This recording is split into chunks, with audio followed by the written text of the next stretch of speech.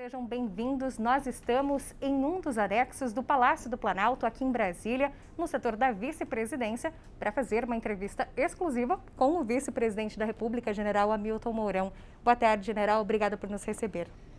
Boa tarde, Paula. Boa tarde aí a todas as nossas amigas e amigos que acompanham aqui o Canal Rural. É uma satisfação muito grande a gente poder ter esse espaço para conversar sobre os assuntos que interessam a toda a gente que trabalha no campo. Perfeito. Já vou começar com alguns assuntos das últimas semanas. Na semana passada, o senhor recebeu, por videoconferência, representantes de principais bancos privados do país por conta de uma carta que eles enviaram com algumas demandas a respeito da preservação ambiental na Amazônia. O senhor, inclusive, conversou mais especificamente com representantes do Banco Santander para fazer uma pauta mais objetiva.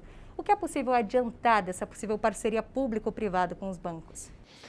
Na realidade, né, hoje as grandes empresas do mundo elas estão extremamente preocupadas porque o financiamento, os investidores, né, eles olham muito para essa questão ambiental. Tanto que se criou uma sigla aí em inglês, que é o ESG, né, que são meio ambiente, social, questão social e a questão de governança. Então todas as empresas estão focadas nisso. E óbvio que os bancos não podiam fugir disso, até porque eles são os guardiões do dinheiro que cada um de nós coloca lá e são os responsáveis por buscar os melhores investimentos para isso. O que ficou claro é que os bancos, né, querem fazer parte da solução, né? Então, o que nós conversamos é mostrar a eles que seria importante eles participarem de projetos de financiamento na área de bioeconomia, né? Alguns apoios pontuais a programas do governo, né, em termos de algum serviço que eles pudessem contratar particularmente e esse serviço apoiar as ações governamentais. E, de uma maneira geral, né, fica claro exatamente isso aí. Os três grandes bancos privados do Brasil, né, eles estão ao nosso lado, entendem a nossa visão e querem cooperar.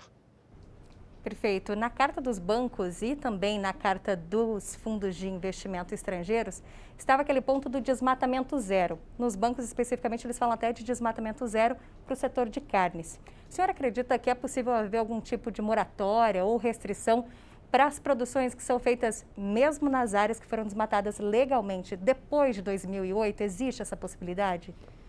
O que eu vejo, né, quando se coloca desmatamento zero, é o desmatamento ilegal, né? Onde é que ocorre o desmatamento ilegal? Ele ocorre quando o proprietário ou, né, alguém que tenha invadido aquela terra, né, se ainda fosse uma terra devoluta, né, ele avança além dos 20% que são previstos na Amazônia com preservação, né? Então você tem que preservar 80%.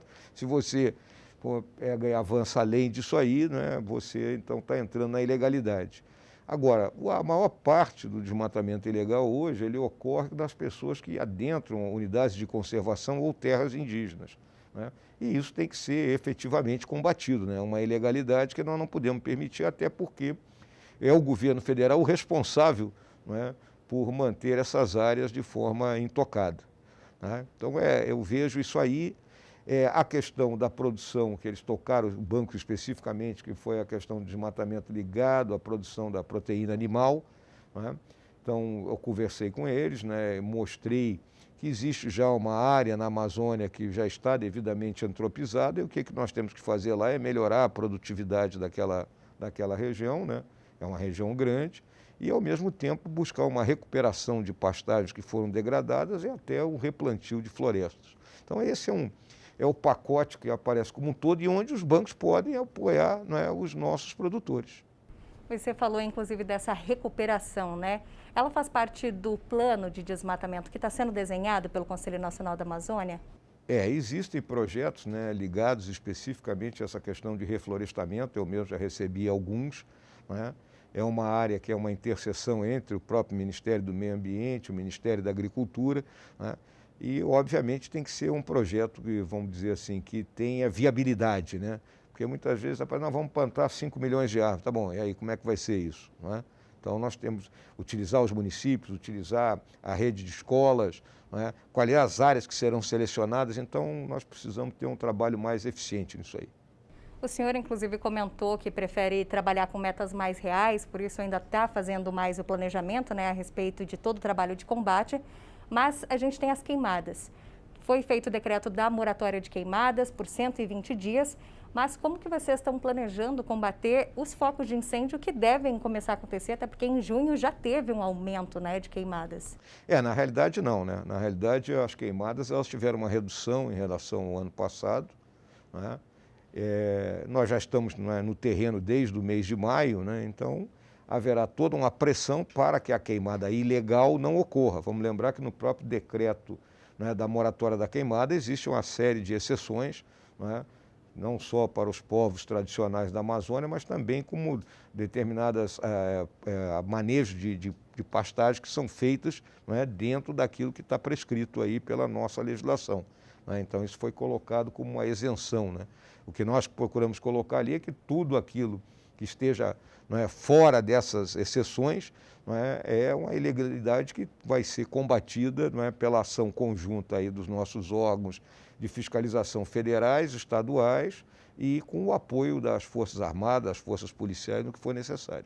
Vice-presidente, você já tem algum plano para ser colocado em prática agora? Uma campanha educativa, alguma campanha para evitar que aconteçam mais queimadas? Nós estamos aí fazendo um trabalho, né, junto às assessorias de comunicação social dos ministérios, né, estamos, né, trabalhando junto, às emissoras que transmitem aí para o interior do Brasil. Nós temos o nosso programa de rádio que vai ao ar toda segunda-feira, né, por dentro da Amazônia.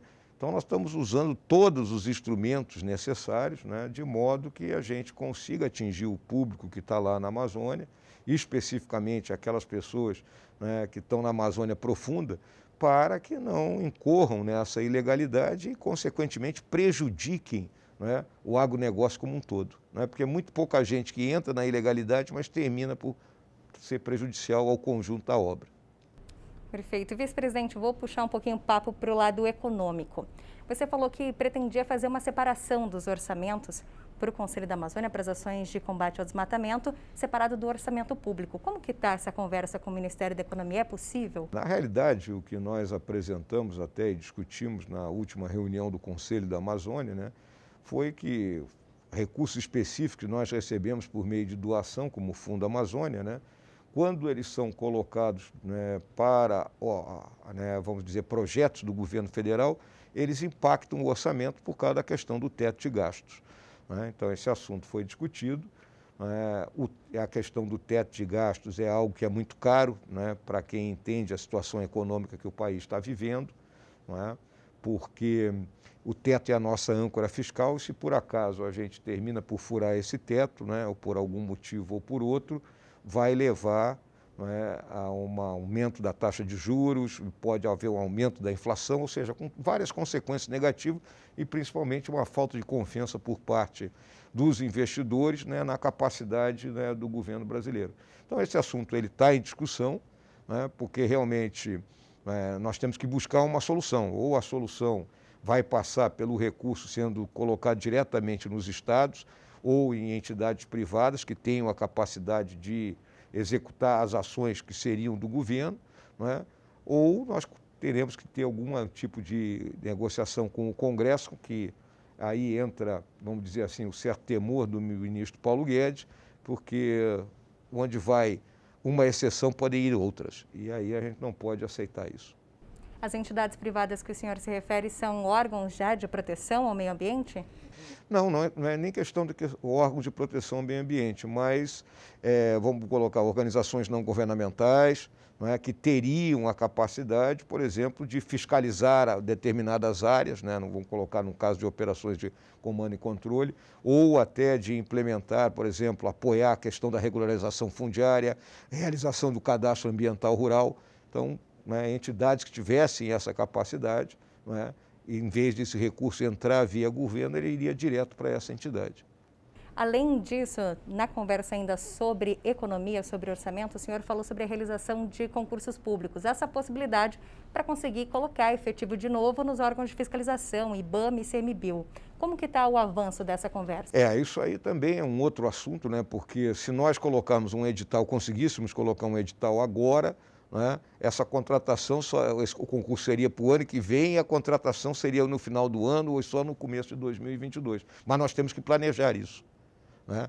Mas a resposta não é imediata e temos que buscar também uma outra linha de ação, né, aí já talvez apoiada em cima da reforma administrativa, da onde a gente pudesse tirar funcionários que estão em excesso em determinadas áreas e, né, dar um treinamento e passá-los para a área, né, da fiscalização ambiental.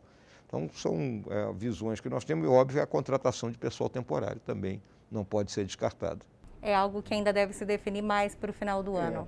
Porque a questão de concurso, que seria, vamos colocar a ideia mais simples, mas ela tem um prazo para ser executada e, obviamente, dentro da situação que nós estamos vivendo, da crise fiscal que o país tem, né, a contratação de gente dentro das regras atuais são pessoas que vão levar aí mais 30, 35, 40 anos dentro do serviço público, né, e nós não sabemos se temos fôlego, né, para manter esse pessoal.